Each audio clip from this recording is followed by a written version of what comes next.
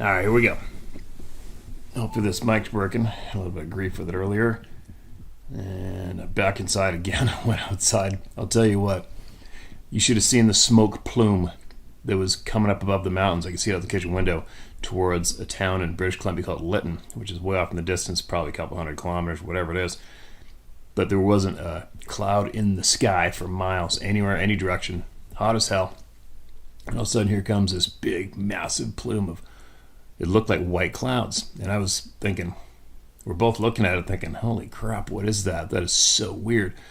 Just be coming up from the horizon like that. And then, sure enough, it was the smoke from a town completely getting burnt up and wiped out in the hottest place in North America. How crazy is that? Just up and over the mountains from us, the hottest place in North America. Those poor people. But anyway, so I just went out in the back 40, and the mosquitoes are so bad. It is unbelievable. And the only way to escape them is to put on some clothes, long sleeves. Like I tried a hoodie the other night, and it's just so hot and unbearable. So I'm going to do one more here, and then I got some things to do today, and I'm going to do some more later on. I think up valley at my buddy's farm, possibly. See what happens, but move date is 3 days away, so it's obviously it's chaos around here. But I got some time always to get more voices heard, which I'm a little stubborn that way. Once I decide I'm going to do something, I won't stop. So I'm not going to stop until every person gets heard. And it is very effective, obviously. Very, very effective. All right, so here we go. There's always things trickling in from the UK, Scotland, even Ireland. Here's another one. It comes from England, UK, titled A Huge Footprint. Dear Steve, I recently found your channel and I'm enthralled by the gorgeous backdrops and fascinated by your subscribers' encounters with these beings. Over the years, there have been alleged sightings of large bipedal creatures over the UK. And as you're probably aware, we do not carry guns here in the UK. Yeah, that's unfortunate. I am English. I live in England, and during a walk with my husband in the 1980s, we were unnerved by what we saw. We were on holiday enjoying the scenery in densely forest area of outstanding beauty in the middle of England. The trail had taken us down into a small valley. At the bottom was a lake where you could fish, and it was absolutely idyllic. We walked around the lake. It was completely quiet, and the other was totally still. And the water was totally still. The dog was enjoying her walk, absorbed by all the different smells, and was completely engrossed by what she was doing. On the way out of the valley, we were nearly at the brow of the hill when the dog stopped and was fascinated by something on the trail just in front of us. When we reached her, there on the dirt track was a huge footprint. My husband placed his foot next to it, and the bare footprint was at least 4 inches longer and 3 inches wider than his shoe. My husband's shoes were a size 13, which I believe to be around 12 inches in length. We both looked at each other, put the dog back on the lead, and quickly headed back to the car. We didn't hear anything strange or see anything untoward. The area we had parked was off the beaten track, and at the time wasn't well known by visitors.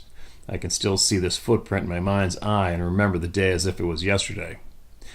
In the past, I taught students at university to be critical thinkers and how to carry out research using various methodologies. May I ask, please, what are you going to do with all this information you have gleaned, and more importantly, what type of outcome do you want as you repeatedly talk about being lied to? I ask these questions as obviously you now have a large following of mainly like-minded people who clearly feel safe in sharing their experiences with you. I'm intrigued to see what you do with this knowledge base, as I too feel as if there is something amiss here. Thank you for taking the time to read my email. My best wishes to you and your subscribers, and I will continue to watch your channel with great interest. Thank you, Steve. Sincerely, Theodora. Theodora, thank you for taking your time to email me, which is basically emailing all the people that watch this channel. And what am I going to do with the knowledge? I think all of us we all have the choice to gain more knowledge in this lifetime, and have choice of what we want to learn, or choice of what we feel we need to direct our energy to. But unfortunately, the people who have become corrupt with power and control have been basically force feeding lies to the main population for how many years now? Before you go on, it's sometimes I just obviously I don't script any of you guys. I don't practice speaking before I get on here. I don't pre-answer questions. So I guess what I'm trying to say is maybe back up a little bit. Theodora, when you see one of these things looking at you from mere feet away, it changes everything instantly. It makes, if you can think, if you're somewhat of a free thinker and not just go into complete shock and clam up and never speak about it again, but if you can somewhat still think for yourself, what happens is what happened to me is I instantly became aware that we are being lied to and misled. It was a very, very easy slap in your face fact. These are very real. It's not a joke. It's we're being lied to. Why? And that starts the first question of why. Why are we being lied to? Why are we not being educated properly about these beings who are here, whether here full time or not, I don't know. Why are we being lied to? Why are we being misled? And you start going down that rabbit hole, and then you realize that basically who knows how much of a percentage of the education system dumped down the throats of the children today is a sham. It's a program. They're just programming the children to fall in line and do what they say and not possibly acquire the true skills that we're possibly born with or used to be born with. I don't know. So what am I going to do with the knowledge? When I go to the knowledge, I just want to, first off, I'm motivated to give back the respect to the people that have had these experiences and been ridiculed, laughed at, discredited, and lost their jobs, had families broken up over it. It's not fair. It's bullshit. Not one human being asked for this. But unfortunately, not many people had a safe place to share it. Unfortunately. I don't know why, but the majority of the population has been geared up to turn on and shit on its neighbor at any given moment with basically any given topic, especially today. It's amazing to me. It's sad. So, first off, my first motivation doing this now is exactly what I just said. Giving the voice back to the people, giving them respect, and letting them know they're not alone. What are we going to do with the information? Well, hopefully, we're going to keep on acquiring true, honest knowledge through letting the people speak, and we're going to see just how much better our lives can get, right? There is a lot of misleading going on today. I don't know about Britain. It kind of looks like it to me. I would imagine that the UK's government leadership is absolutely corrupt, just as is the North American current government leadership is absolutely corrupt. People are getting used up and spit out and cast aside, and far too many people do not have a fair crack at living their life to the max in what society has been creating today. Anyway, listen to me go. I could go on and on. But anyway, I guess getting back to answering your question somewhat quickly here, because I got a lot more shows coming, is the respect back to the people and gaining the knowledge that has been blocked from us. I want to know everything. I want to learn everything. I do not believe there should be any secrets. There should be no secrets kept from the people. There shouldn't be one human being. Not one human being is qualified to be more deserving of knowledge than the other. It's not fair. And these people as well take over 65% of our money from us and turn around and lie to us and use us and suppress us and stop us from having a fair crack and having all the knowledge we can, the true honest knowledge about us, our history, and our future. And it's a real shitty thing, being lied to and misled and having your money taken from you and nothing you can do about it. So, all right, I'm going to stop babbling now. Hopefully that makes sense. I don't know. Maybe it will when it comes to edit. Maybe it won't. But I could go on and on and on in different directions. It's easier to have somebody in front of me to have that conversation, I feel. But I hope that gives you somewhat of an idea of how I feel about this and why I'm pursuing this and trying to take it as far as I can. People deserve the knowledge. They especially deserve the respect, and they deserve the choice, the chance of living their life to the fullest with all the best information available to them. And that's what we're going to get to. Now, what do we got? Another share here coming up. Again, Theodora, thanks for emailing in, all right? Absolutely appreciate it. And if you have anything that'll help the people, make sure you email us again, all right? July 25th, 2020, Washington. Dear Steve, you're doing an excellent job in reading all the experiences from people who have found your channel. Many more people who are afraid to come forward and tell their stories. Some people are in denial or afraid to say anything about it and or are haunted by their experience. People's stories are not to be judged by other people. These people are still having a hard time in their belief. Besides, everyone's experience is different. The Stettel are territorial of their areas. Okay, I'm guessing that's another First Nations name for these beings.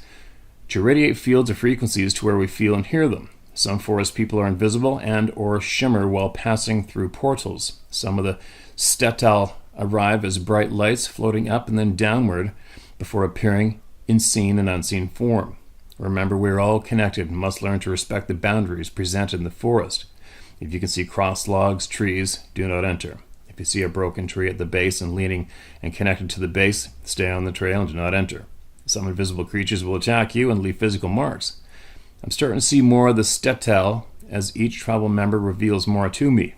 I do not ask for this gift, nor do I want it. My aunt said, I am chosen because of my frequency of vibration. When you least expect to see or feel a group of people, they are there watching. I had driven down to the Bridge of Gods, Cascade Locks, which borders Washington and Oregon State. I had departed the Bridge of Gods at 12 p.m. I drove the long way home to capture some more landscape pictures. I remember passing people parked on the shoulder a couple miles down from a beautiful spot. I pulled over and started out of my car to the birch forest when I started to smell some rotten carcass smell mixed with a skunk. It had an awful smell. I was looking for the dead animal.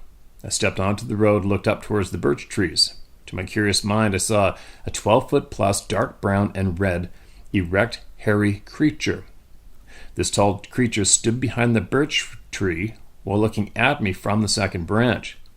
Stettel is what the Nisqually indigenous people call Bigfoot. At that moment, I was curious but shocked to see the legend before me. As I raised my camera to take a picture, Stettel stepped forward and started stepping towards me. I started stepping backwards towards my car. As I reached my car, I raised my camera again to take a picture, and then Stettel yelled at me. It was awful as F. I got into my car really fast and peeled out of that area fast. I could not get off that mountain fast enough. I had to call my aunt as I was making my way down the crazy road. I was freaked out. My aunt spoke to me and stayed on the phone until I lost reception. By now I'd noticed that the sun was setting. I pulled to the shoulder and set up my equipment for a couple of shots. When I arrived home, I forgot all about these pictures until last month when I began editing them. The image of the face-off was blurry. The second image of importance is attached to this email for you to show the viewers. As the sun was setting, you'll see a round object entering to the right side of the sun. The tree to the right has a red mist over the branch closest towards you. Needless to say, this experience ruined my landscape photography for a very long time. I'm just now going into the forest with friends and by myself again. I talk out loud when I start to feel them around. I've not felt threatened since the very first time. I've been to a lot of forests in the last 40 days. I announce when I start to feel them all the time immediately. I am here and I am here to take pictures of the forest and not of them. I'll write again. I've had other experiences. Rest in peace, Macaroni. Happy hunting. Say my name. Shan Soaring Eagle. All right. Thanks for that, Shan. Another unnerving experience, right? Another member welcome to the Club of No Return, just like that. In a glance of with a simple sighting, he just entered the Club of No Return, and I'm glad you shared it. Obviously, you're not the only one, right? And I will. I've got your photograph here on my phone. I can't really see any detail on it, but I possibly will once I throw it up the edit, and I will definitely share this on this email with the people. All right. Thanks again for emailing that in, and make sure you email more in with if you got more knowledge you come across that can help the people. Make sure you send it in, and we will we'll get it out to everybody. All right. Be safe out there.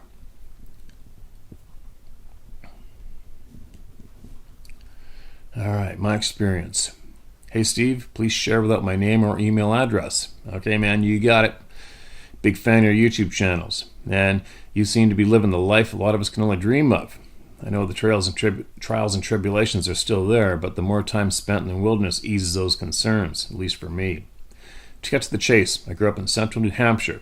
If you've ever seen the movie On Golden Pond, that is the lake I grew up on. Fairly rural, but not quite the middle of nowhere. However, the middle of nowhere is not far away.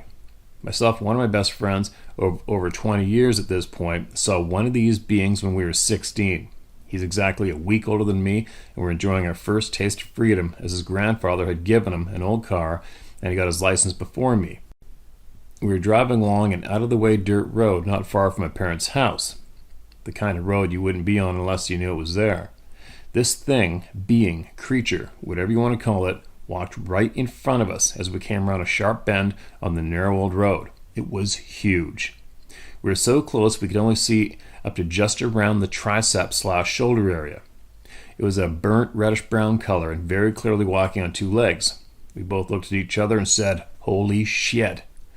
We were so close that I can very clearly remember the color of the skin on its palm, a dark ashy gray. We could see the wrinkles on its hand, just like you and I have. Its hand was enormous, at least a foot long. It crossed the entire road in 2 or 3 steps. We never saw a face. It was so close that the headlights of the car did not reach that high. I would guess within 10 feet. Neither one of us thought anything about it after the fact. We both apparently just kind of said, "Well, I guess they're real." Recently I came upon your channel, and this came flooding back. I asked him about this experience as we live on opposite sides of the country now and see each other on rare occasions, even though we keep in touch. All he said was that it wasn't a bear or moose. He, just like myself, had grown up in the outdoors, with parents who took us camping instead of going to Disney World. We were both competent enough in the deep woods at this young age that our parents would drop us off at trailheads one morning and pick us up the next afternoon. Well, that's pretty cool. I've had several experiences of being extremely uncomfortable in the woods. One so bad, I turned a 4-mile hike into a 10-mile hike because every single fiber of my being said, "Do not go back the way you came." I never understood it, but maybe one of these things was around and didn't want me there.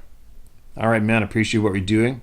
I really enjoyed the point you made in one of your videos where you said something along the lines of, "If I go into town and tell someone I saw a moose, and they tell me I'm making shit up," that hit home for me. Best not to be named. All right, man. Appreciate that. Absolutely appreciate you took the time out to share that experience with all these people here. And obviously, you know you're not alone. And it's pretty funny how possibly your buddy and you didn't talk about it for a long time, right? Or talk about it out loud. That's still always going to be amazing to me how people will instantly silence and not talk about things after they have the shock of seeing them.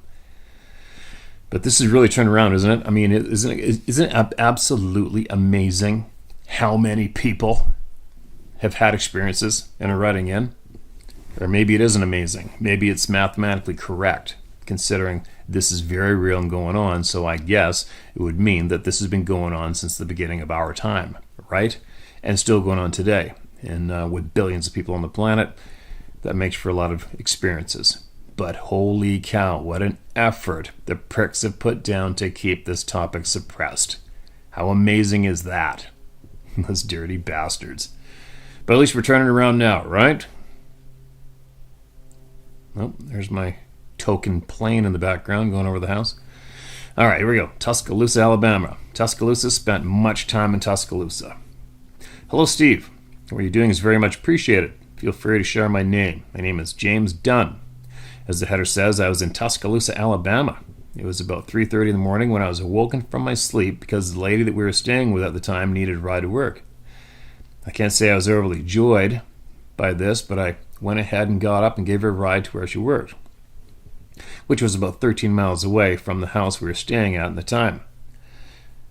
This is a very secluded area with a bunch of twists and turns up and down hills through a very thickly forested area. So I went ahead and dropped her off at the gas station where she worked at and headed back home.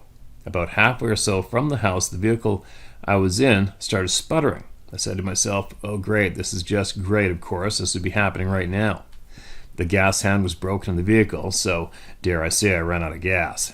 I did not know the gas hand was broken at the time. Needless to say, I wasn't very happy because I knew I had to get out and walk back to the gas station. So I hop out and start my trip. Needless to say, I was talking out loud, pretty angry at this point. Looking back now, I wish I had just stayed quiet while walking. I continued walking when all of a sudden I got a really strange feeling. Not necessarily a feeling of fear, but feeling of someone or something is watching you from in the woods. So I'll bolt around to my left, staring directly into the woods. So I go ahead and dismiss it as obviously I'm just being paranoid because I'm walking basically in the middle of the woods on a concrete slab, and these woods are close enough from where I was walking to where I could reach out and touch the first set of trees. I start walking again, and that's when it starts getting weird. Now I can clearly hear something walking, pacing me in the woods. I continue to walk. It does too. I finally stop and make a lot of noise in the hope that it's just some kind of animal that I can scare off. After I'm done making all the noise, I can start walking again. Okay, we're missing periods, you guys, so bear with me. Making all the noise I can, I start walking again. Whatever this thing was, it starts walking again too. So I start walking a little ways and stopping just to test to see what this thing was going to do. Every time I stopped, it would stop. By this point, I can clearly tell whatever it is isn't walking on four legs. It's definitely bipedal. I'm in the middle of the two-lane road, walking down the road. I start to take inventory of what I have on my person that I could use to defend myself, if need be. All I had was the keys from the vehicle and a keychain knife that just happened to be in my change pocket of the jeans I was wearing. I was definitely starting to freak out a bit at this point, so I began to talk to whatever this thing is in the woods and telling it, and I don't even know why I said this to it, but today I don't want any trouble. But I do have a knife, and if you do come out of those woods and try to kill me, you may succeed, but I'll maim you in the same way before you do again. As I said, I'm pretty freaked out at this point. Okay, no commas or periods, you guys. This goes on for about 1.5 miles of me walking and stopping. As it did the same, it was basically mimicking me the whole time. At this point, I was pretty fed up with whatever this was. That's when I got a weird feeling, and again bolted to my left, turned around to look at the wood. Right about the time I was facing the woods, a rock beamed me right in the chest. I came up off the ground a little bit, almost catching the rock in my hand as it fell from my chest. Not that it hit me so hard, it brought me off my feet. My reflexes kicked in is all anyway. As I land, I'm basically already flipped back around forward. As I'm 100%, I'm going to start running from this point. I even screamed a little bit as this was all happening, as this completely caught me off guard. I remember a house up the road a little ways that I passed. I just happened to have a telephone pole that had a light on it. Otherwise, this place was completely pitch black dark. So I made a break to get to that light. The whole time I'm running, whatever it was also in the woods, still keeping pace with me. And I'm in the middle of a road, wide open. This thing was in the woods, a forest, pretty thick forest, was still able to keep up with me. I could hear sticks breaking. Not sure if it was the sticks that were on the ground or it was breaking sticks off the trees as it was coming past them. Maybe a combination of both. But it made quite a bit of noise. Quite a long full-bore run. I finally make it to the house with the telephone pole with the light, and I get directly under the light. I can hear this thing stop running, but take a few more steps and then stop. I sit there and catch my breath, but still paying close attention to the woods about 20 feet away from me. I made the decision that I was going to stay right here until the sun comes up. So needless to say, me and whatever the hell this thing was just stood for about 10 to 15 more minutes before I hear it just start walking, getting further and further away from me, deeper into the woods. Another 10 minutes or so goes by, and I start seeing the sun come up. I start praying and thanking God that I got through this. Now, whatever it was, I never seen it. It never came out of the woods, but whatever it was definitely wasn't an animal. I'm not sure what made this thing start following me. Maybe my anger was projected onto it. I'm not really sure. But there was no growls, no rancid smells, and as a matter of fact, until I got that first weird feeling, I hadn't even heard anything. This happened about 15 years ago, and as I'm sitting here writing this to you, I'm still catching chills and goosebumps from this experience. Well, that's everything. Like I said, I really appreciate everything you do for giving us a voice and help everyone understand there's things that's going on in this world that is purposely being kept from us, and this needs to change. All right, you have a great day and keep moving forward. Sincerely, James Dunn. Wow. Thanks, James. Thanks for sending it in, man. And yeah, I've been in Tuscaloosa literally dozens of times. Spent a lot of time in Greene County, Bilogi, Alabama, with some good friends there. And actually met a trapper there. I mentioned this earlier on this channel, but I met a trapper there, and he actually knew who I was online. They had bought a new hunting property in Greene County, and they were taking care of like a big population of raccoons and beavers and trying to enhance the hunting for turkeys and deer and stuff. But anyway, this trapper had found a 17-inch prints going across a field and a huge pile of feces that he scraped up and saved in a bag. And he came across that himself, and he'd been interested in the topic ever since. There's obviously, if you heard of people sharing on this channel and everywhere else, there's no shortage of sightings in Alabama. But my friends in Greene County, they had never had any experiences, and we spend a lot of time out all night long with thermal and night vision scopes chasing hogs, and it is kind of creepy down there, man. You can see how something could easily run around in rural Alabama and keep out of sight, unless they want you to be aware of them, which that one did, right? Which isn't very cool. I don't know why they do it. Haven't a clue. It's not a very nice thing to do to anybody. But anyway, thanks for sharing that, man, and make sure you send in more if you ever get any more experiences. If you have any more experiences, make sure you share them if you want. At least share more knowledge here for the people, with the people, if you come across some that may be handy for the people, okay? All right, what's this one? My name is Mike from Illinois. I thought that this is creepy enough to share with you and your viewers. I was at the neighbor's house when I looked out at the back door of the house at another neighbor's place about 2 doors down and saw this face looking incredibly angry and staring right at me. I had another video recorded on my phone, but I can't find it for some reason or another. The video that I sent is very short, but let me tell you that in the moment it was incredibly intense, and the video and pictures do it no justice. I have no idea what that is, but it looks like it hates me and my neighbor. Feel free to share this if you want to. I'm a new viewer in your channel, and now I'm a big fan of it. Keep up the good work. All right, you sent me a video. All right, I'm going to have to try to find that and that other previous email. All right, and if I do, and I can, even though the internet connection sucks here, I'll try to get it included into this video share. All right, thanks a lot for sending that in. And I don't know why they look at us with such hate. I haven't a clue. And sometimes you wonder if it's resting bitch face, if it's just the look they normally have, but I don't think so, because some people that I know firsthand, they've been face to face with these things, and they've described the look on their face, everything from it looked like it was amusing itself, to them looking just inquisitive, to looking scared, to looking surprised. And unfortunately, a whole pile of people have said it looked like it wanted to kill me and it hated me. And that is really creepy.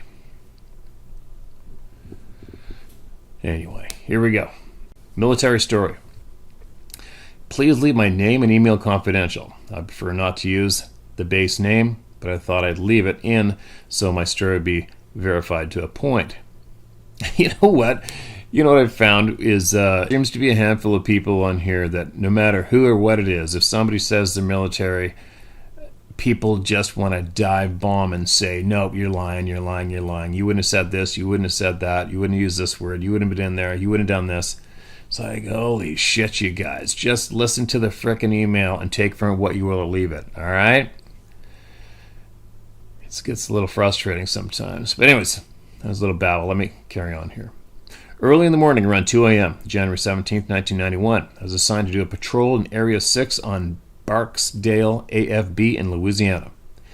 As an Air Force security police law enforcement specialist, I had been in the USAF for several years. During those years, I had earned leadership's respect by doing what I am told to do, no matter how difficult the task. Early on, Barksdale, I had a drugged-up civilian man try to beat me to death. He was charged and pleaded guilty to attempted murder on a federal officer. I had been shot at several times by pissed-off gang members who thought they could send their buddies on base to sell dope and mess with enlisted spouses and dependents. From fighting to selling drugs, the gang members were all arrested, their buddies being pissed off cowards who would empty a pistol at the security police on the base gates and drove off. By this time, I had also been recruited into nuclear weapon security and presidential security, relating to a secret presidential bunker that was used on September 11, 2001 by President Bush. I actually met President Bush Jr. A few handful of years back while we were sitting in the booth at a hunting convention in Reno. Anyway, moving along. The bunker is now declassified. I was also a member of an emergency services team, which is basically a team of 4 USAF cops that are trained to kill people using different tactics than normal cops. Back to the story. On January 17th, early in the morning around 2 a.m. in Louisiana, I entered a conventional weapons storage area in Barksdale. The CAS area was located away from the main area of the base, carved out a heavy forest area. Inside the CAS area are bunkers. The bunkers have large locks on the doors that are easy to see using a spotlight from a vehicle. I enjoyed doing the CAS area checks because it was often peaceful, and I was able to enjoy checking on the area and exploring it alone. While doing this routine check, I had the gut feeling something was wrong and I should leave. Because of this feeling, I called dispatch and informed them I was doing a CAS area check. Dispatch understood I would be in the area approximately 20 minutes. The check ended up taking much, much longer. While doing the check, the weather suddenly went from misty to heavy fog and heavy mist, limiting my visibility to about 50 yards with a spotlight. As I crept through the CAS area checking bunkers, I became more and more scared, a fear that was new to me and I had never experienced before. This fear was strange and seemed to hang in the air, swept over me, and I felt almost a desperate need to leave the area. However, I wasn't finished with my area inspection, so I stopped my vehicle, got out, chambered around in my M4 rifle, and ensured I had my Beretta M9 sidearm ready. Re-entering the vehicle, I continued my inspection. As I cleared the older bunkers, I started on a new bunker area. The fear I felt was thick in the air, and I had to fight against the gut feeling I needed to leave the area quickly. As I approached the new bunkers, slowed down, and had to pull up very close to them because of the heavy fog and mist. I turned on my spotlight and was shocked to see a row of bunkers' doors open haphazardly and the padlocks cut off and laying on the ground. I immediately called dispatch and informed that I needed backup and I had found an unsecured area. Dispatch is acknowledged, informing they did not have a unit to back me up and I should clear the area alone.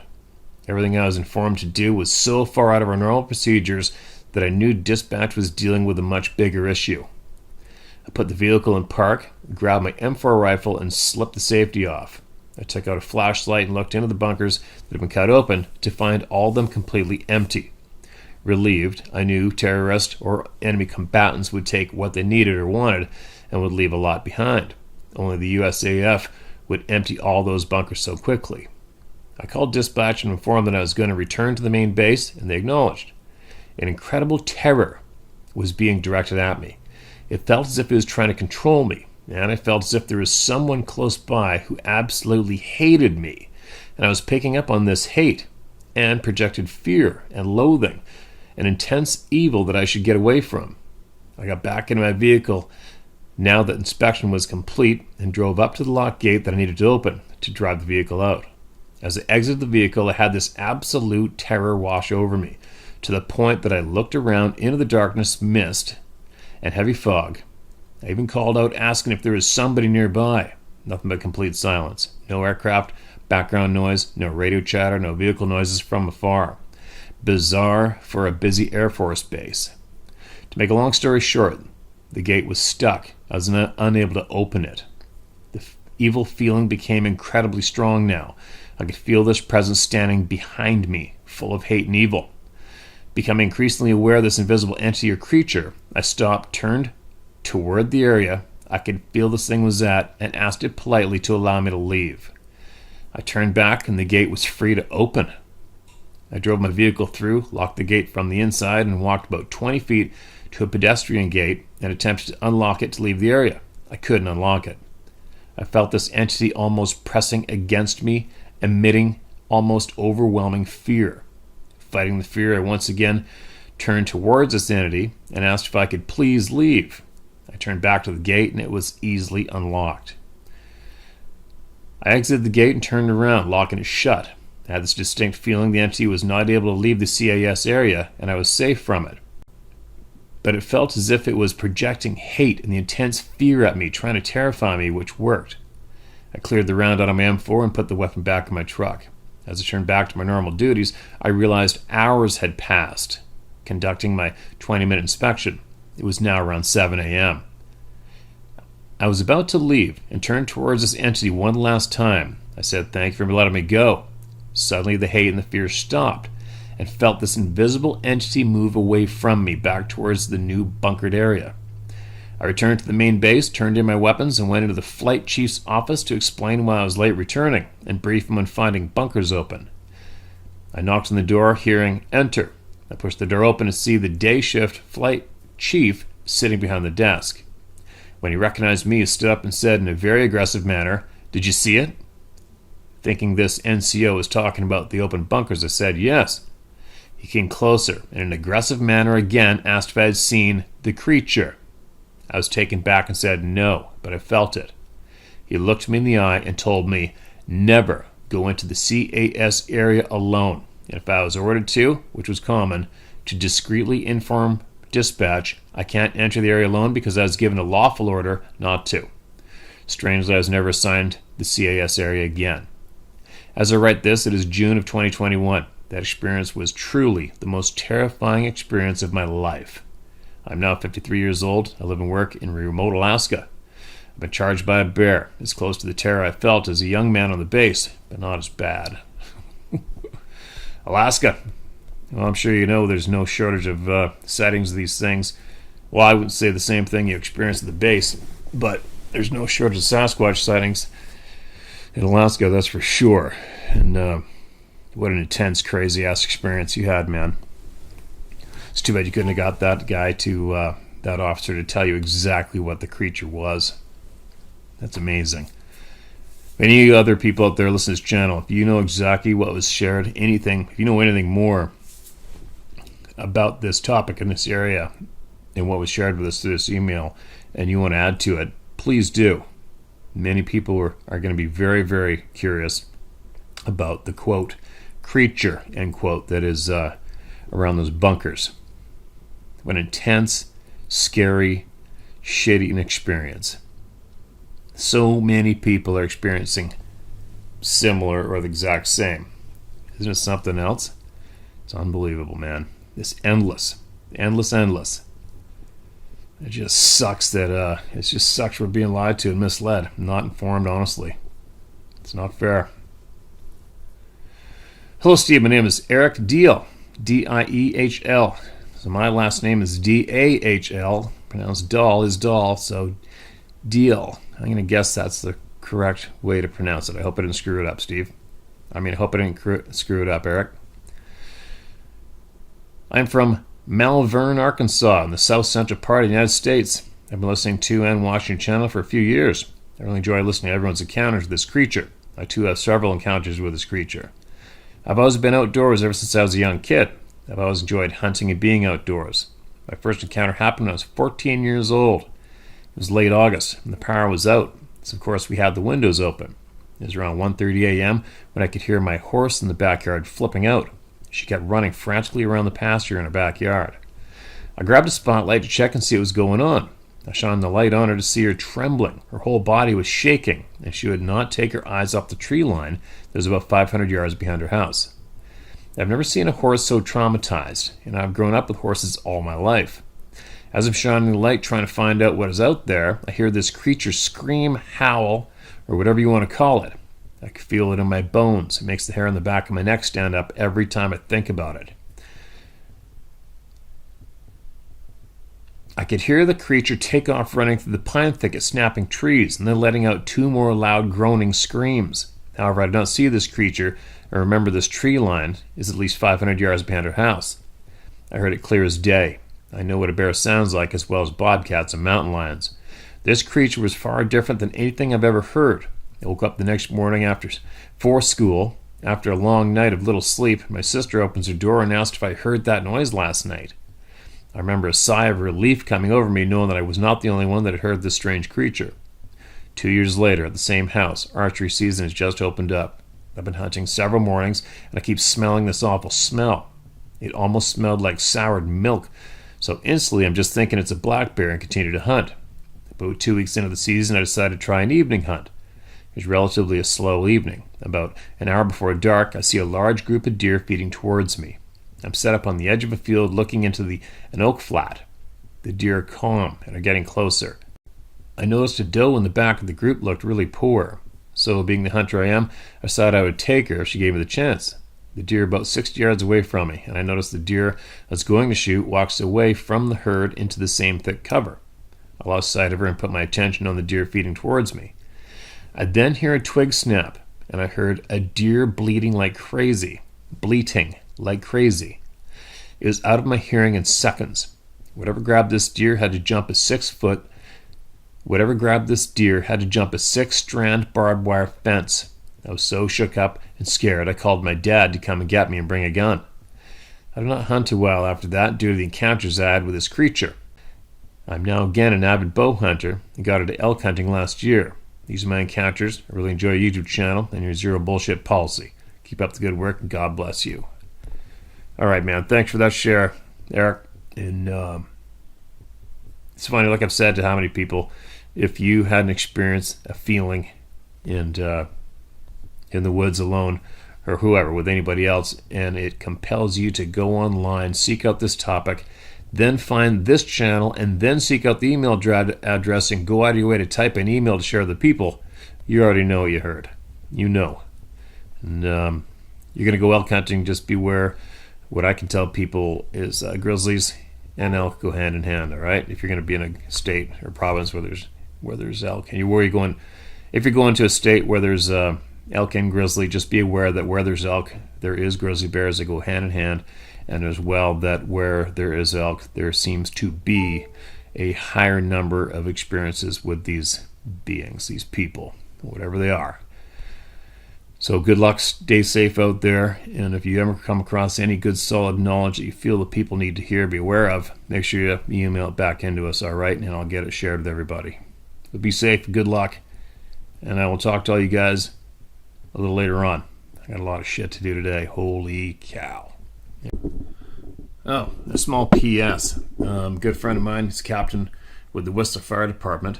He recently, yesterday, just left here to drive to Kelowna. Just recently, he left here to drive to Kelowna and drove right by Lytton. Lytton is where we basically broke the North American heat record last week, which is just over the hills from me. It was amazing. And he just texted me the pictures this morning. They lost the whole town. The whole town is gone.